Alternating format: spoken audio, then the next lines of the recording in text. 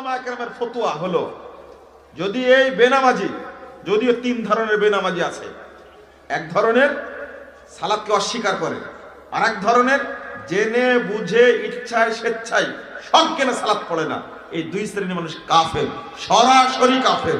ওর নাম আব্দুল্লাহ হলেও কাফের, আব্দুর রহমান হলেও কাফের। নামাজ ইচ্ছাকৃতভাবে ছেড়ে দিলে মুসলমান থাকবে কিনা?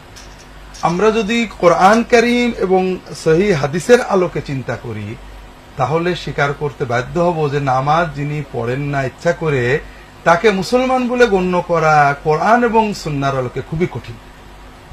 এটা অনেক হাদিসে কোরআনের আয়াত ওটা বোঝায়। মুসনাদে আহমদের একটা সহজ ছোট্ট কথা, যে সাহাবায়ে কেরামগণ কোনো পাপের কারণে মুসলমানকে কাফের মনে করতেন না। মুসলমান পাপ করতে পারে, কিন্তু নামাজ তরককারীকে তারা কাফের মনে করতেন। সালাত পরিত্যাগের দুনিয়ার শাস্তি 10টা, তার মধ্যে 5টা কইতেছি। আরব জাহানে আইন পাশ করা আছে যে সালাত পরিত্যাগ করলো, 1 নম্বর শাস্তি সে অমুসলিম, সে কোনো মুসলিম না।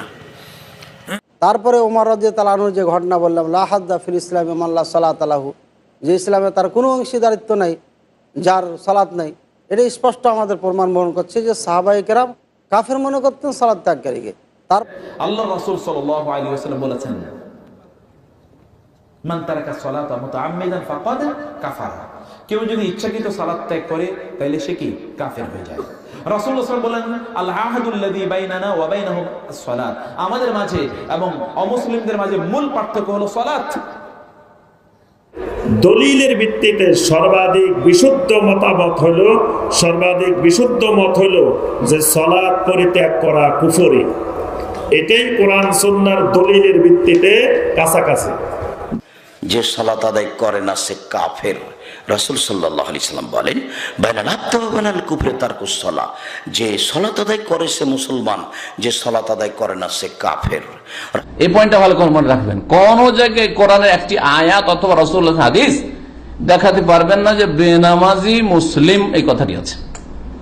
আল্লাহ বলেছে, যদি তোমরা আল্লাহর ভালোবাসা পেতে চাও তাহলে রাসূলের অনুসরণ করো।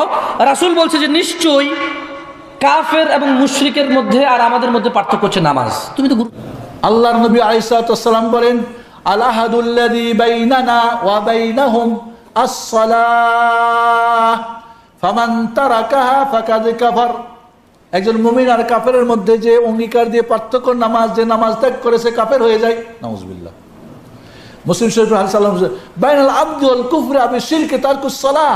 একজন মুমিন, একজন মুসলিম, একজন কাফের আর মুশরিকের মধ্যে পার্থক্য নামাজ ত্যাগ করা।